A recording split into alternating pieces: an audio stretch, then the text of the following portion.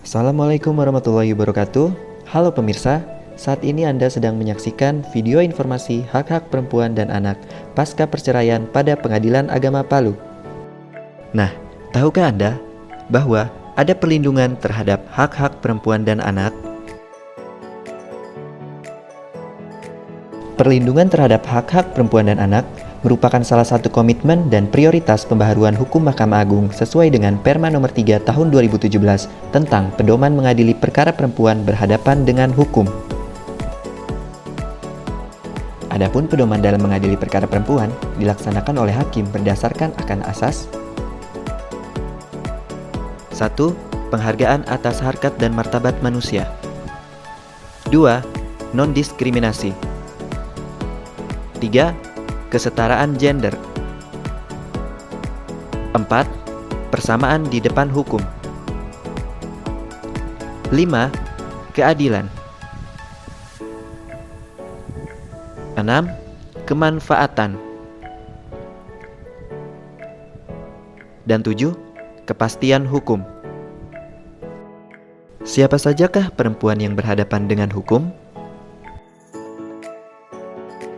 Yaitu perempuan yang berkonflik dengan hukum, perempuan sebagai korban, sebagai saksi, dan sebagai pihak. Setiap tahun, Pengadilan Agama atau Mahkamah Syariah di seluruh Indonesia menerima perkara tidak kurang dari 500.000 perkara.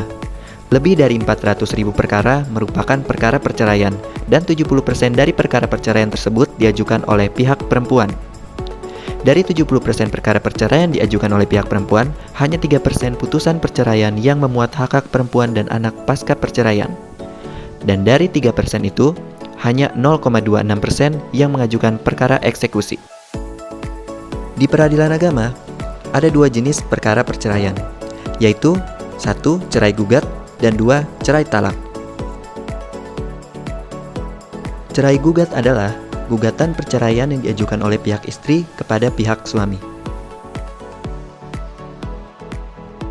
Sedangkan cerai talak adalah permohonan cerai yang diajukan oleh pihak suami kepada pihak istri. Tahukah Anda? Ada beberapa hak perempuan dan anak yang dapat dituntut bila terjadi perceraian, baik dalam perkara cerai gugat maupun dalam perkara cerai talak. Apa sajakah hak-hak tersebut?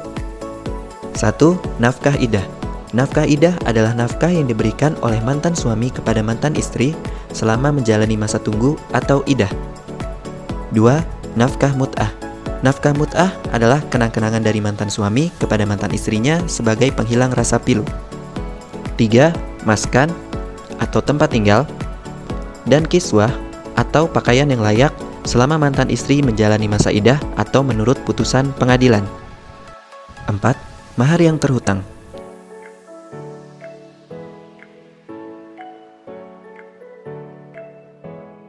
5. Nafkah madiyah.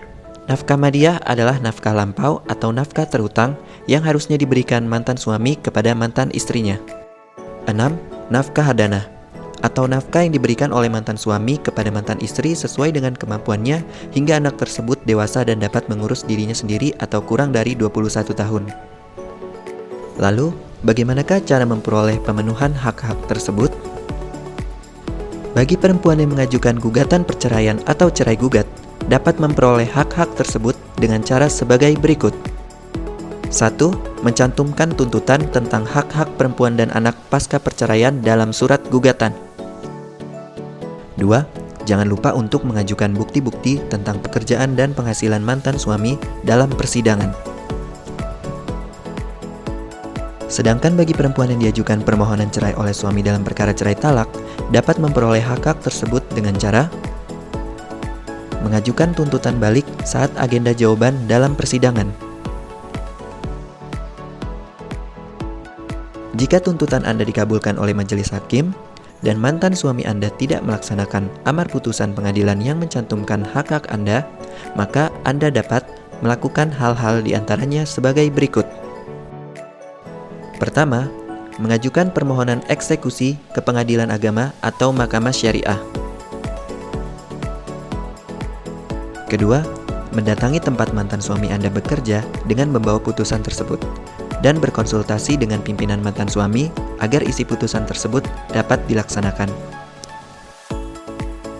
Ketiga, bisa juga Anda melaporkan kepada pihak kepolisian dengan alasan mantan suami melalaikan kewajiban yang ditetapkan oleh pengadilan. Nah, untuk mendukung terwujudnya perlindungan hak-hak perempuan dan anak pasca perceraian, maka perempuan yang mengajukan gugatan diharapkan menjadi pihak yang aktif bertanya dan memastikan data atau informasi yang diperlukan sudah lengkap dalam penyusunan gugatan. Jangan takut. Sebagian kaum perempuan mungkin takut atau ragu untuk menuntut hal-hal yang menjadi haknya. Akan tetapi, jangan ragu.